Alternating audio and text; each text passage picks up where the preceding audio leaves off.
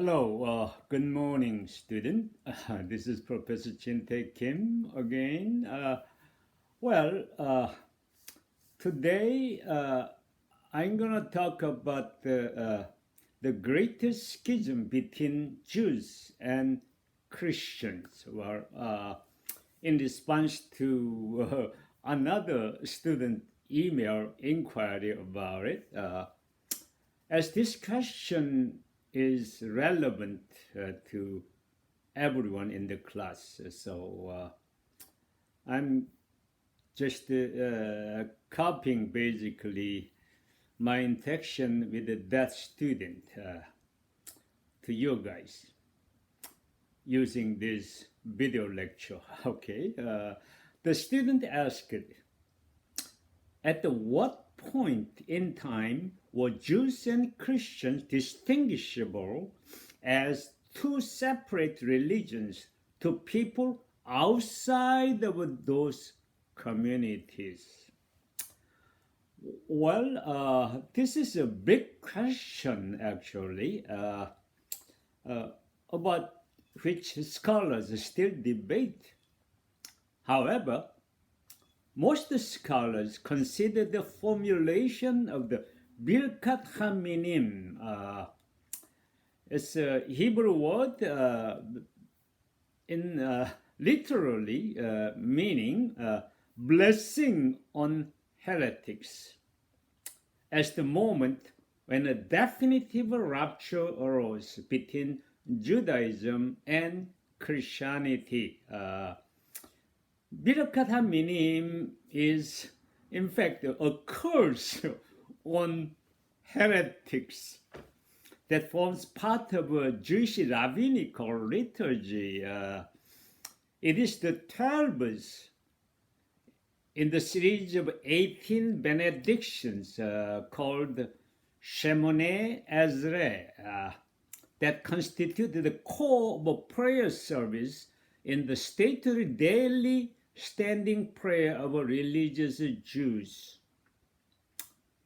For your information, the Jerusalem Talmud version of Birkat Haminim reads as follows. For the apostate, let there be no hope, and the uproot to the kingdom of arrogance, speedily and in our days. May the Nazarenes and the sectarians perish as in a moment. Let them be blotted out of the book of life and not be written together with the righteous. You are praised, O Lord, who subdues the arrogant.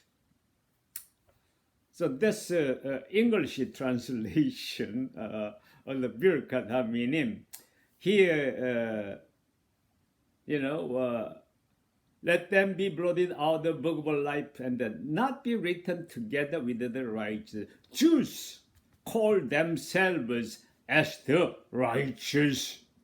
Okay, this is the way they see Jewish community as a whole. So this community of Jews are considered the righteous before the Lord. So whether you belong to the community or not, that determines your salvation according to Judaism. So that's what they say. Not be written together with the righteous. Okay. Also, the terms such as the Nazarenes and the sectarians referred to a variety of free thinkers, religious dissidents, and dissenters that certainly included Christians, Nazarenes in particular.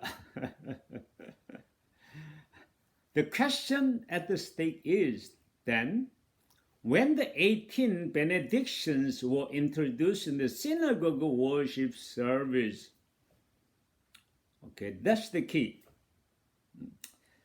For their dating,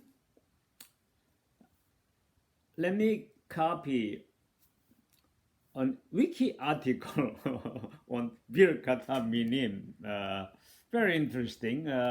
Wiki has a good article on this. Quote, there has been a general consensus that the 18 benedictions generally go back to some form in the Second Temple period.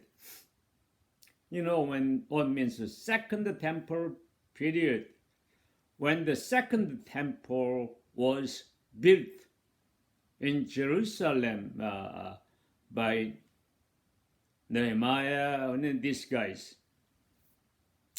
So it means it's very wide, Second Temple period.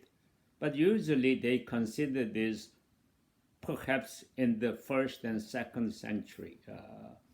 But the origins of this particular prayer and its earliest wording are disputed in modern scholarship between those who argue for very early dates, either sometime prior to or roughly contemporary with the Roman conquest of Jerusalem in 70 CE.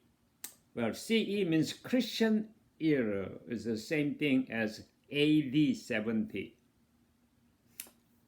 And those who hold that formation crystallized several decades or centuries later. So it is very difficult between AD 70 and perhaps even centuries later. So when this Greek schism happened, it is still disputed. Okay?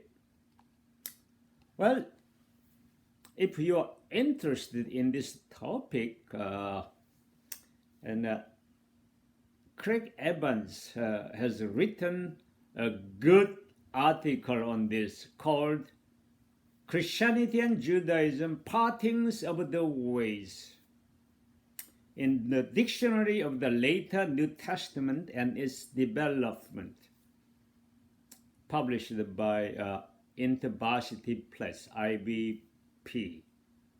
Okay. And page 159 to 170. It's long article and describing what happened in detail, primarily since AD 70, at time of a Roman conquest. All right, guys. I hope that solves some questions you may have, and that's the food for your thought for today, guys. Have a great day. All right.